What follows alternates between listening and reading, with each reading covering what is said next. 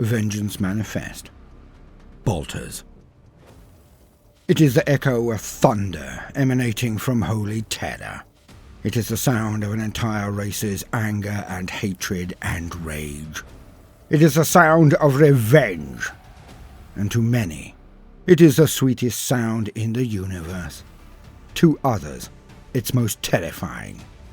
And only one thing brings this thunder to the galaxy, across near every war zone and front.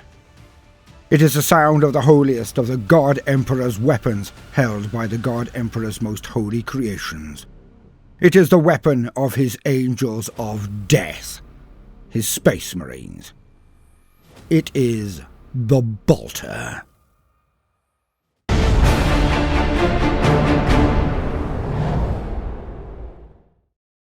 And now, an incredibly brief word from the sponsors of this video. 1 minute 15 seconds. Let's do this. Raid Shadow Legends! And Raid is now 3 years old and inviting you to the celebrations. Free gifts for everyone, and epic new content, champions, artifact sets, and a fully personalized video tracking your glory. Yummy. It's free and easy, and on most platforms, iOS, iPhone, even on a PC. 2, it's fun and fast-paced action. 3, it's gorgeous. It looks as good as it sounds, and it's hilariously good fun. And Raid is putting out a cornucopia of special events and tournaments with some amazing prizes, champions, shards, and oodles more. And if you're not playing Raid yet, then hit my link in the description or scan the techno thingy on the screen. You'll get a huge birthday package worth $40. We're talking 3 free champions at once: Misericord, Tiger Soul, Romero, plus 10 magical XP brews, 10 Force XP brews, 10 Spirit brews. That's huge. And all this treasure will be waiting for you here. And since it's Raid's birthday, all new and existing players can get a bunch of free birthday gifts worth over $25. Woo! Once you're in game, after clicking on the links, just enter promo code 3YearsRaid to get your hands on everything. Just click the link in the description and I'll see you in the game. Raid Shadow Legends. Start your legend today. And now, to the story. The Sound of Revenge.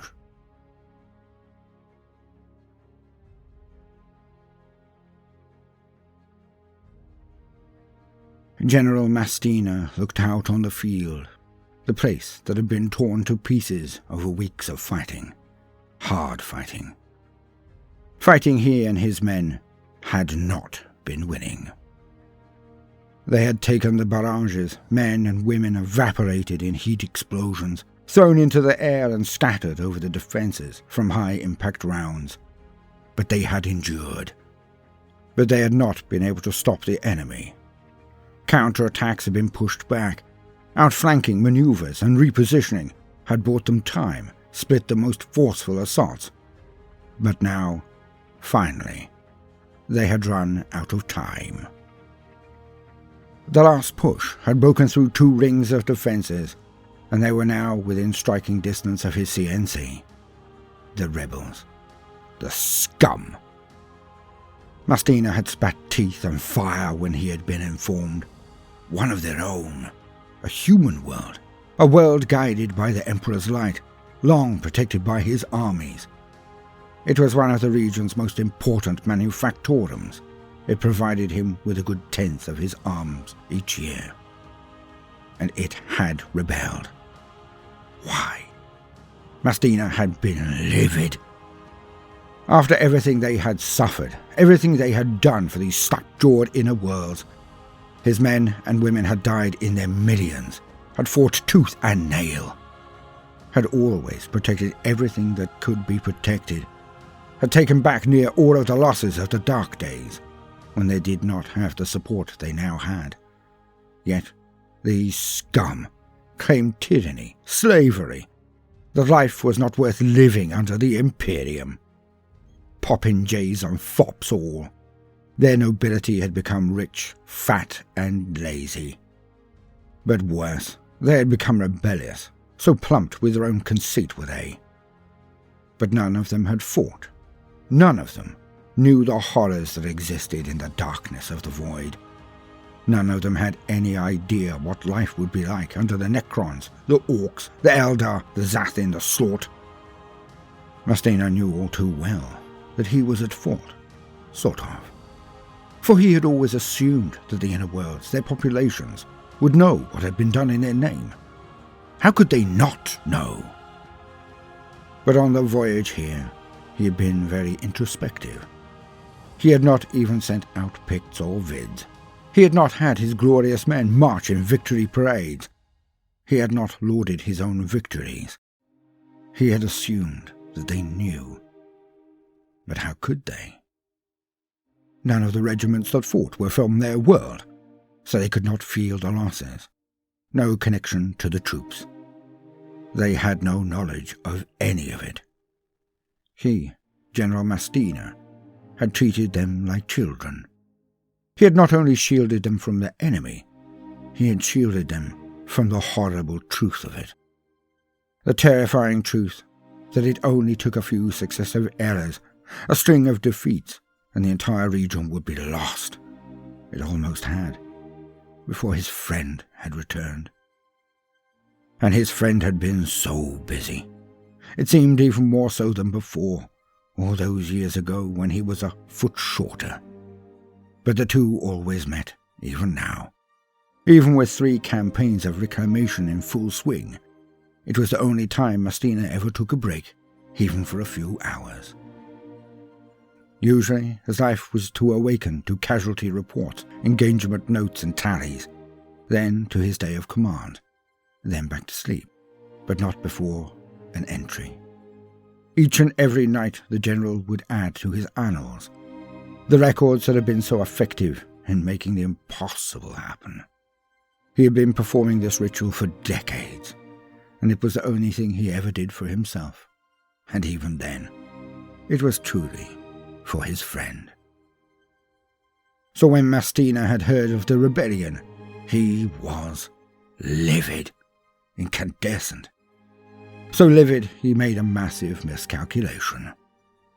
He had thought that his arrival would quell the rebellion immediately. He refused to cancel or denude strike force data of any of its resources.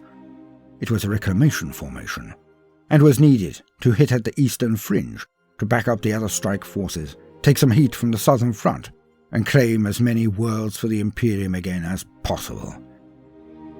So when he left to stamp on the throat of every noble in the court, he had taken the reserves and replenishment forces. But they were not veterans. He had thought it would bear fait accompli. So off he went with a small flotilla of naval transports and a few escorts, all filled with his green troops.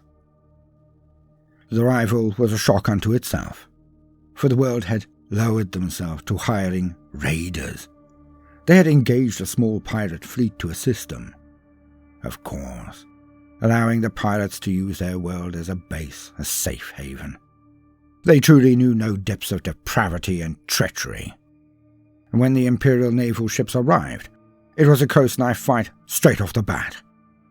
The brigands soon beat a retreat, being used to preying on the weak and defenseless. Even the escort ships of the line were more than their match, but it meant that the Navy would need to stay on high alert, could not descend into the upper atmosphere and bombard the enemy. Mastina and his men would need to win this one on the ground. When the landers came down, a good percentage were knocked out of the air, crashing to the ground and incinerating those thousands of men and women inside. Waste. A damn waste of life, thought Mastina when he managed to arrange a CNC. And it did not get better from there. For the traitors had been planning this for years, had harboured arms, kept back supplies and armour intended for the front. All the time Mastina and his soldiers had been fighting, these peculating slime had been slowly constricting his reinforcements. They had planned this for decades. So when his men marched from their landers, it was almost instant carnage.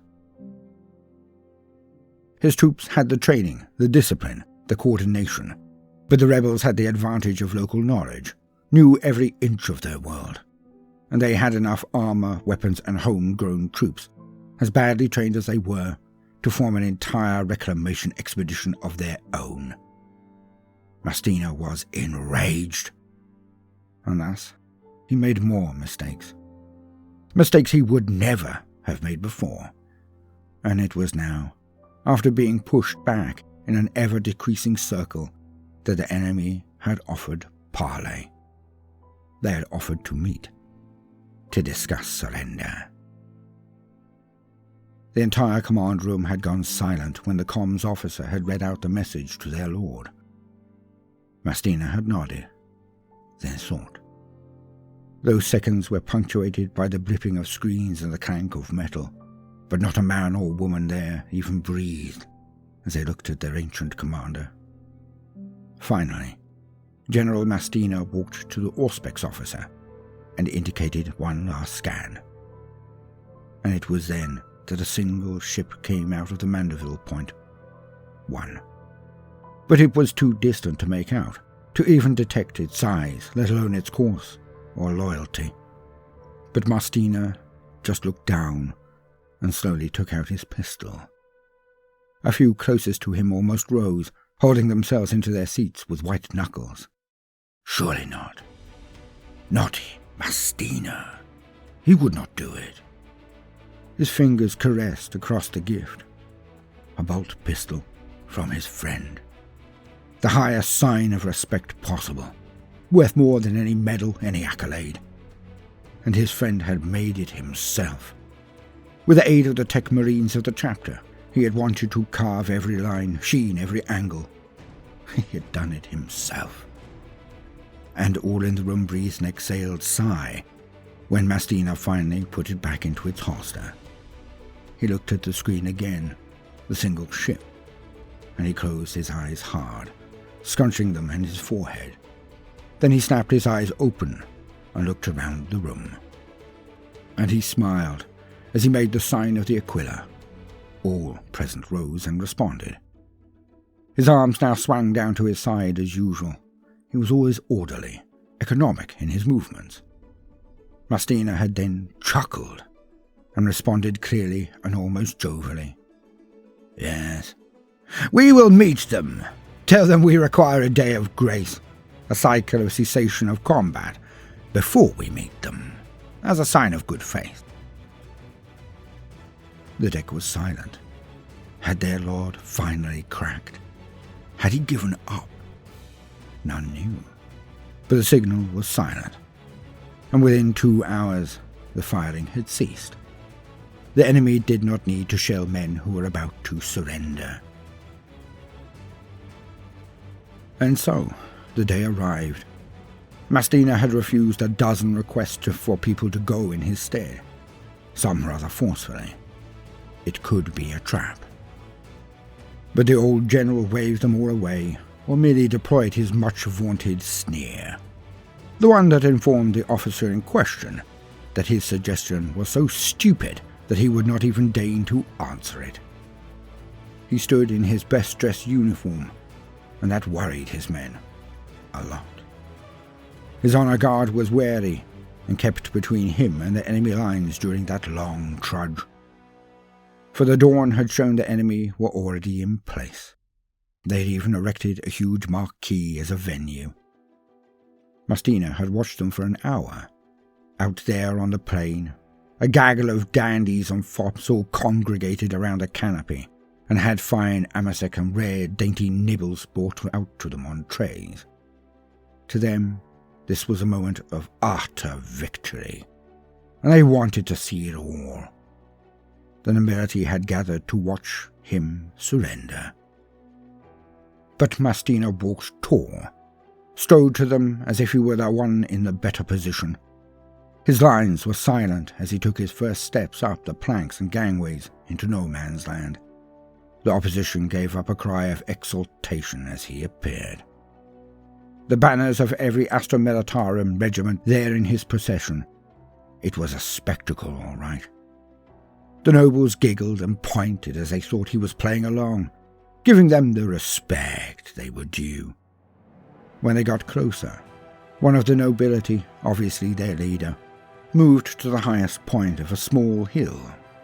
The marquee set behind it, so that all could witness this historic moment. His men decked out in ridiculous sashes and medals and awards. Not one of them had been earned in combat. Mastina wanted to vomit. His honour guard let out a slowly building growl at the effrontery of it all. For they were his men.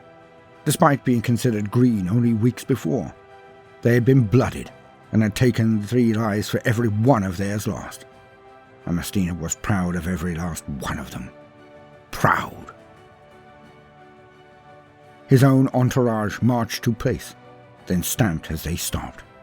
The general walking through an open corridor between his guards. He walked tall as he approached the rise. He ascended it easily, but steadily, and looked into the eyes of the maggot who was standing there. Said enormously corpulent slug had a wide smile on his face as the general marched the last 50 paces to then stop 10 paces between them. Mastina wanted all to hear, so he stood at this distance away so the noble would have to project. But the fool had construed this as a sign of fear, of cowardice.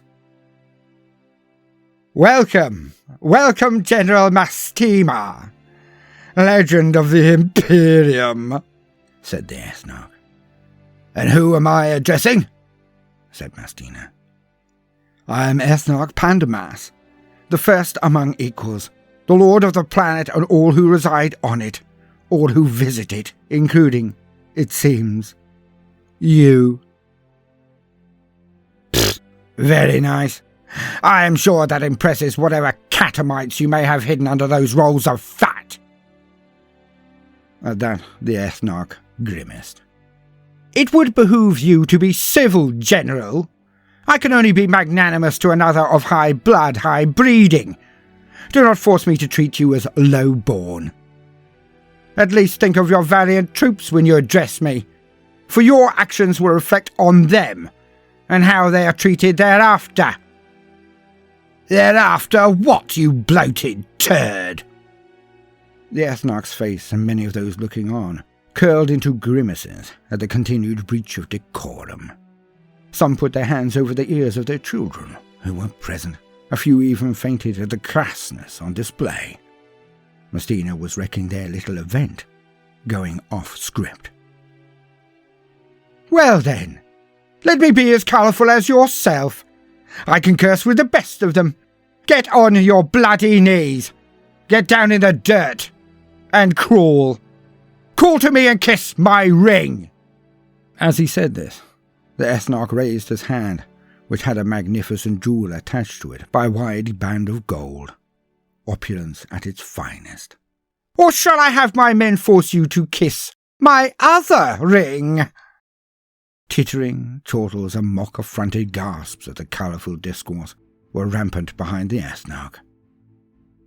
Mastina then looked at his chronometer, slow and steady. He then smiled a wolfish smile at the Ethnarch, as he dramatically held his hand over his eyes to shade them, looking into the skies. As he did this, all about them did the same. His guard, the gathered nobility, their forces. And they could make out tiny teardrop-shaped lumps of metal screeching out of the skies. Tiny, but getting bigger. Mastina then took down his shading hand and fixed a steely gaze on the Ethnarch.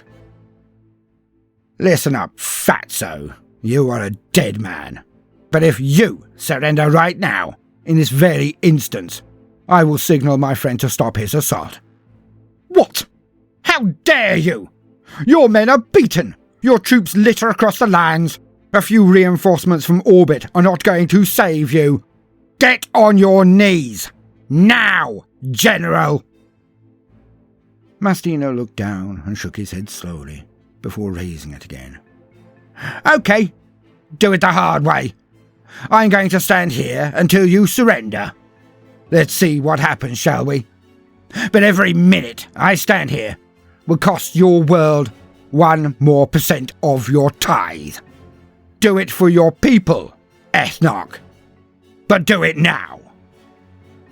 The Ethnarch stood transfixed, puce in face, apoplectic with rage, yet unaccustomed to being denied. His jaws flapped, and he huffed and puffed. In a normal situation, he would order his men to slay the affronting party immediately. But he and his guards took one look at Mastina and his men. They had never seen them up close, you see. And the steely gaze of the general now sent shivers down his spine. The look of his guard barely contained rage, around which was set scarred sinews and rugged determination. No, the Ethnarch would not order a shooting match start here while he was in such close proximity to these men. But he was the victor, surely. Why would Mastina not admit this? Why? And then the sound happened. At first, it was a few muffled explosions as these teardrops crashed to the earth. But the sound of the impact was as nothing to the thunder that followed.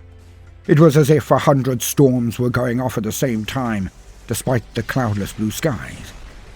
Thunder echoed across the battlefield, across no man's land, but it was coming from the side of the rebel lines, and it was getting closer.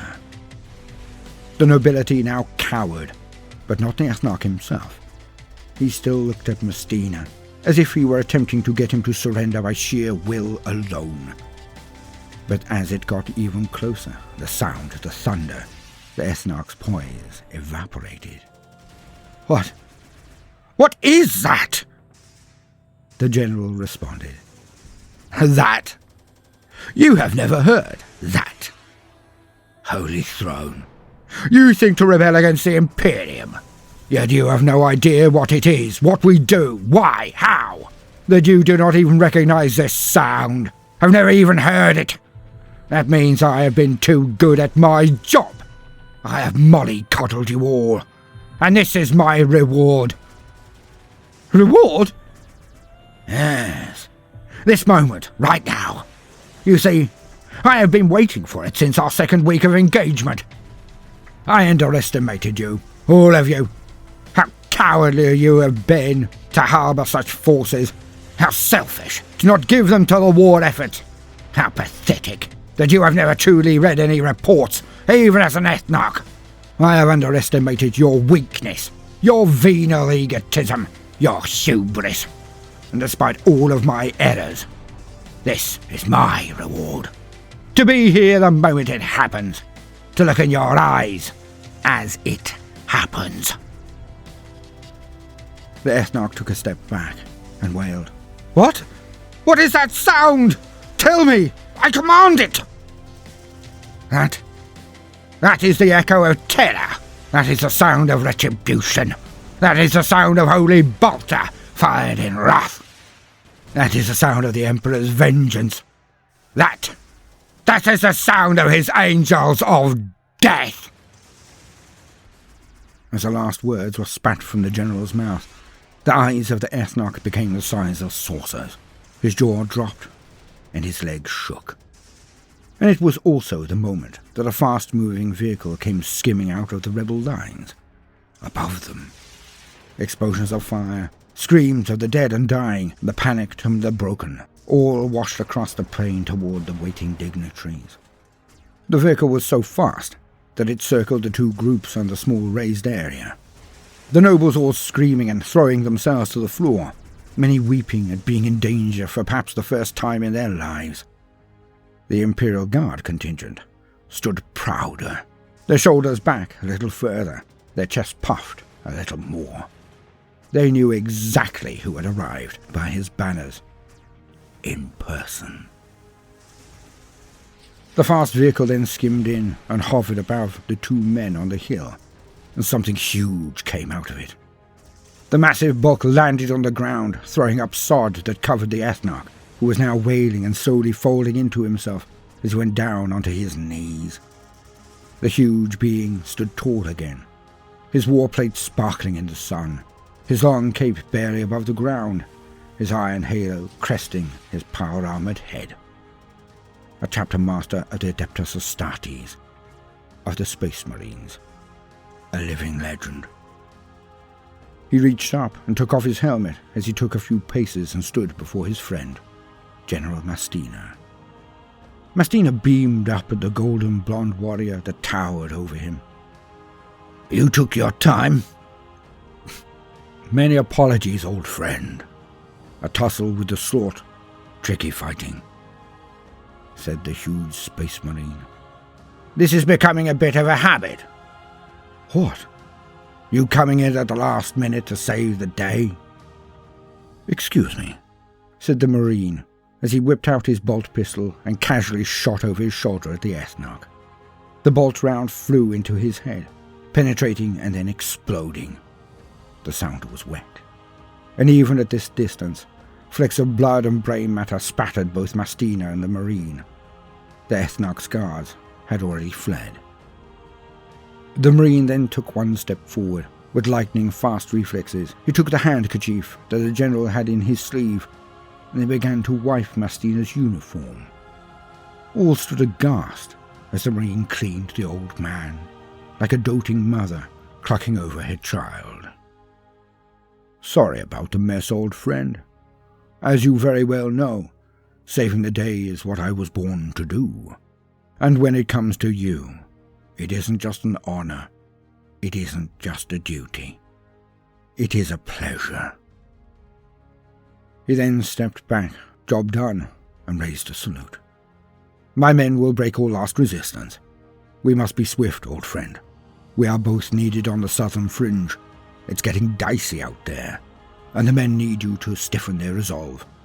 Orchestrate them, as you always have." The rebels, they had not seen bolters in action, nor fought against the Space Marines. The world gave its unconditional surrender exactly 22.5 minutes after the first bolter was fired, and never, ever rebelled again.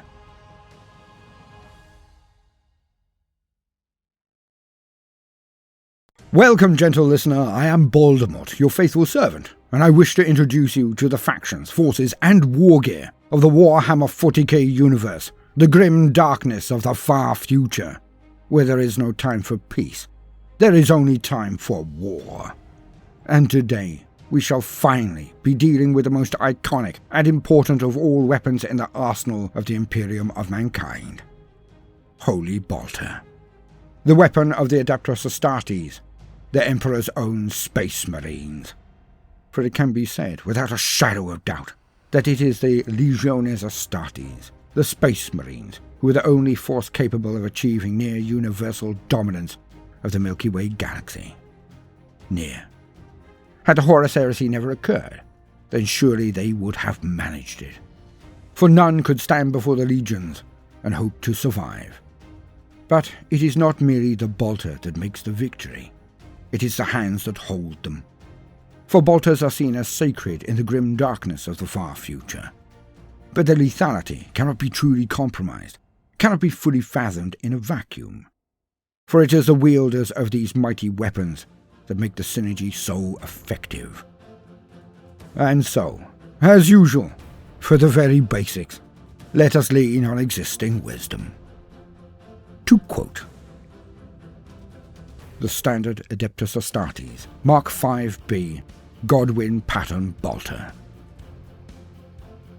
The bolter, also called a bolt gun, and its variants, are some of the most powerful handheld ballistic anti-personnel weaponry in use by the military forces of the Imperium of Man. It is a powerful assault weapon that fires explosive kinetic rounds colloquially referred to as bolts. The bolt is a weapon synonymous with the Adeptus Astartes, and rightly so.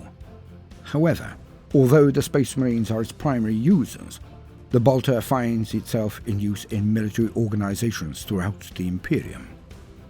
The weapon is fearsome, with explosive rounds capable of ripping through or blowing apart a foe. The Chaos Space Marines of the Traitor Legions were issued their Legion's bolters before the Horus Heresy, and therefore use generally older variants than the patterns available to present-day Loyalist Space Marines. The bolter is a mid-range anti-personnel ballistic weapon that lies between the lighter and more compact bolt pistol sidearm and the more effective but more cumbersome heavy bolter. The most common standard patterns of bolter can easily be wielded by a Space Marine, but on account of their size and weight, smaller human-scale pattern bolters are used by the Battle Sisters of the Adeptus Sororitas. History. The bolt gun, or bolter as it is also known, has been the standard armament of the Adeptus Astartes for as long as Space Marines have defended the Imperium. But this was not always the case. The ancient Space Marine legions once used Volkite weapons, a class of powerful thermal ray weapons whose technology is pre-imperial in origin and dates back to the Age of Strife. These compact weapons possess considerable killing power, surpassing most other armaments of their size. But unfortunately, Volkite weapons of the various types were difficult to manufacture, even for the most able of the Mechanicum's forges, and the demands of the expanding Great Crusade in the 30th millennium swiftly overwhelmed the supply of these relic weapons. Furthermore, Volkite armaments were somewhat lacking in effective range, and had high maintenance requirements that were unsuitable for the wartime needs of the burgeoning Crusade. Once relatively common within the fledgling Space Marine legions, Volkite weapons had fallen largely from favour by the time of the Horus Heresy in the 31st millennium, and had been surpassed by the far more flexible and utilitarian Terran bolter. End quote. But what does it do? What is the bolter? A bolter is not just a big rifle. It is a hand cannon. It is a thing of sheer terror inducement. It breaks the morale of the enemy as it smashes into them and penetrates their armor, burrows into their body, then explodes. The first difference between it and a normal ballistic weapon is the way its ammunition gets to its location, its target. The bolt is struck, of course, and has a charge that will propel it from the barrel at a hearty speed, but this is not the entirety. For the recoil is not as some have said. Old war was a strange thing, and is often misquoted. For it was said that firing a bolter would smash the arm of whoever fired it if they were not Astartes. But in more modern lore, this is simply not the case, the item being defined much better than it was. For each and every bolt fired has a self-propelling element. It does not just get shot to the target in one thunderous push. It actually flies under its own propulsion, increasing in speed as it eats the yards between it and its target. A bolt that has an armored-piercing tip, made of a hardened diamantine tip. It can slice through armor like a welder's torch through ice. When inside the armor, when inside the body, it has a time-delayed explosion that will wait that fraction of a second between impact and detonation to make sure it is firmly within the body of the foe before it does so. Hence the bolter fires truly horrific munitions. Imagine standing in a line of mere mortal men and women as your colleagues endure bolter fire. Your friends not just getting killed, but their bodies or heads exploding, sending bone fragments and offal across all around them. It is a rare formation that are trained so well as to be able to maintain cohesion and sanity and order under such fire. Rare indeed. But it is the sound as much as the effect that really puts a cat amongst the pigeons. It is like rolling thunder, deafeningly loud. A wave of sound that assaults the opponent like a wall of force as much as a mere sound. And bolters are linked to the heads-up display in a Marine's helm, which shows its ammunition, ranges and targets. It is an integrated part of the whole. A Space Marine. It is a brutish, barbaric weapon, but it is seen as sacred. To even own an Astartes bolt round is illegal. To own an Astartes patterned bolter itself is seen as sacrilege for anyone who is not a Space Marine. There are so many versions which are created from differing forged worlds, from chapters who have made slight alterations to meet their tactical needs. They can be carried by the orders militant of the Adeptus Sororitas, the Sisters of Battle. But these are smaller forms than those carried and used by the genetically enhanced warriors of the Space Marines. Much smaller. Now to their magazines. To quote, Sickle Magazine. The standard issue magazine seen on most bolter patterns. The magazine shape is slightly curved to take up less space and carries 20 to 30 bolts. Straight magazine. A straight version of the Sickle magazine, it holds about 10 to 20 bolts, but is easier to load in more intense situations. Drum magazine. Drum magazines are relatively rare sights in the 41st millennium. This is due to their unreliability, Drum magazines have an unfortunate tendency to jam. However, drums can carry up to 40 to 60 or even 100 bolts, negating the need to reload as often. They are also frequently used on storm bolters or in brutal assaults where running empty in a firefight can mean certain death. Belt fed. Some troops forego using magazines at all, preferring to feed the bolts directly into the firing chamber using a linked belt. Because the belt is exposed to the elements, it is frequently clogged with dirt or dust. This can, like the drum magazine, lead to jamming, and is rarely used within the Imperium. However, it is very commonly used by the Chaos Space Marines of the Ruinous Powers. Note the Space Marine heavy bolters have the ammunition belt protected by a tough, flexible feed chute. End quote. And again, let it never be forgotten that the bolter is a weapon of the Astartes and the Adeptor.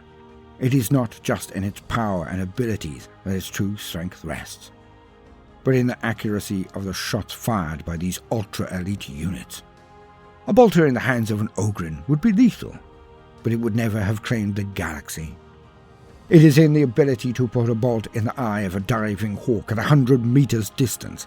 It is the accuracy to hit the joints or head, or even the weapons of an enemy, that make it the nemesis of every single foe of the Imperium of mankind. And long may its roar be heard across the galaxy.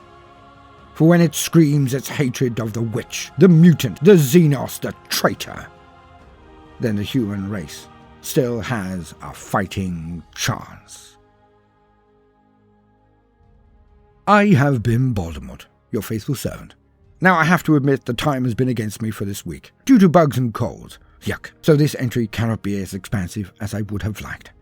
But in the future, I shall show you the differing ammunition, special rounds, specific designs, and niche models that make up the family of this holy bolter.